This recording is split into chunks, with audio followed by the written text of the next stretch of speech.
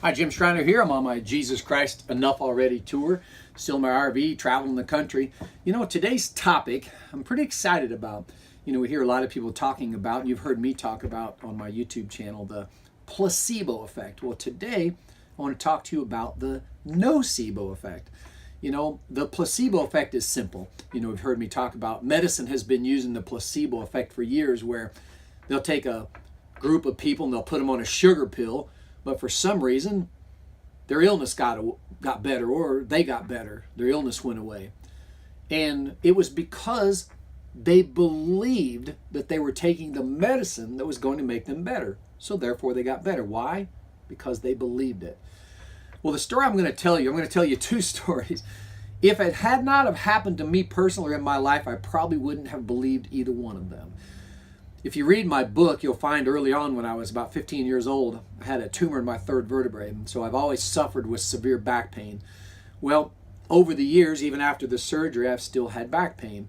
So I had this routine where I would take the hot pad and I put it on the cushion of the couch. And when I would come home from tennis or baseball or something, I would lay on the couch. I would pull the cushion out. I'd reach down and turn it on as high as it would go, and I would lay on it for about 20, 30 minutes. And it always gave me relief.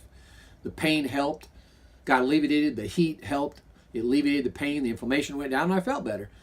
I've been doing that for years. Well, shortly after I got married with Julie and I was out playing tennis with one of the neighbors. I came home, my back was killing me, and I did what I'd always done.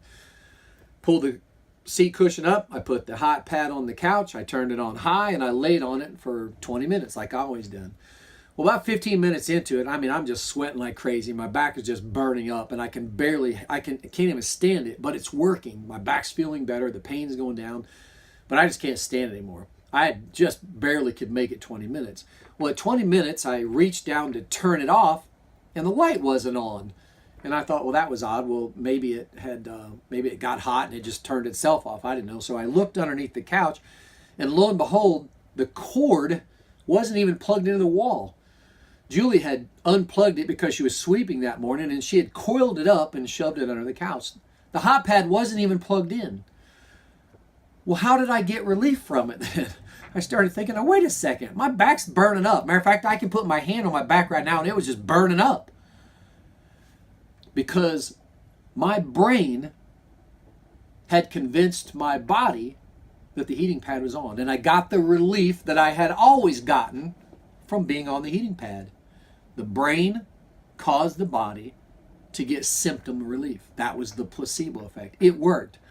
I saw it personally how it worked. It was amazing. To this day, I have a hard time believing it. I can still remember that day reaching back. My back was burning up and it felt great, and the heating pad wasn't even on. That's the placebo effect. Now, a lot of people are now hearing a term called the no-cebo effect. That's the positive benefits of positive thinking. But what happens with negative thinking? How can negative thinking affect your body? Well, it actually does it in exactly the opposite. That's why we've got to clear out negative thinking. I told you in the book, I grew up on a dairy farm. Well, the Finkeys had a pig farm. The Schofs, they also raised cattle. Well, Junior was one of their maintenance guys who worked at the Schofs. Well, we had a slaughterhouse in town. In the slaughterhouse, a train would come by, and the train had refrigerated cargo containers. And they would hang the cattle in there, and they would ship them off to the stores. Well, the Schofs would hang these cattle. Well, their maintenance guy, Junior, was always petrified that he was going to get trapped in one of those refrigerant cars and he was going to freeze to death. He used to talk about it all the time. He was just scared to death to ever go in one of those refrigerant cars because he just knew he was going to freeze to death. Well, lo and behold, one Saturday, I don't know what he was doing. I think he was working on one of the cars. The door had shut, and he got locked into that car. And Junior had convinced himself that he was going to freeze to death. Matter of fact, he had been convincing himself for the last 20 years that one day he was going to freeze to death in one of these cars. The next morning, they opened the car, and Junior was dead. The autopsy revealed that he had in fact frozen to death. Frozen to death. But what's interesting is the coolant had already drained out of that car, and that's why it was there for maintenance. The motor ran, but it had no refrigerant. It never dropped below 50 degrees in that cooler. So how did Junior freeze to death? Because he convinced his brain that he was going to freeze to death. So his body followed. I'm telling you, positive or negative, your brain, this computer that you were given, regulates how your body goes. It tells your body what direction to go. If you fill it full of positive thoughts, you're going to go in a positive direction. If you fill it full of negative thoughts, you're going to go in a negative direction. I promise you, science has proven that theory. I'm living proof of it. I've changed the DNA of my body. I've changed the structure. I've changed the genetic code.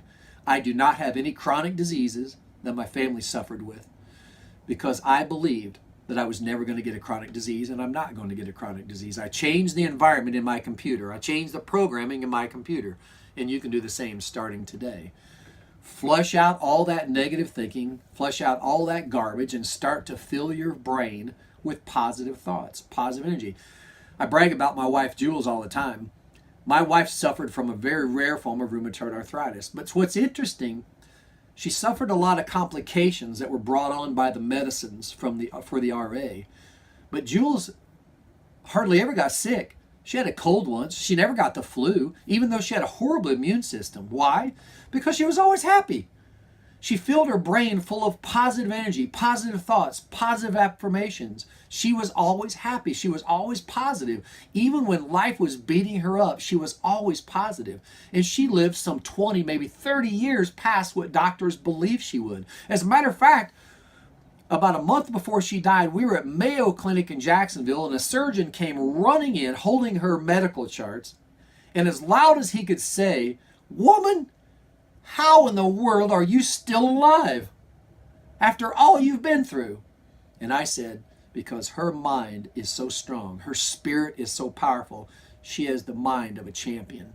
That's what kept Julie alive for 20 to 30 years, beyond where she should have lived. People, it starts right here.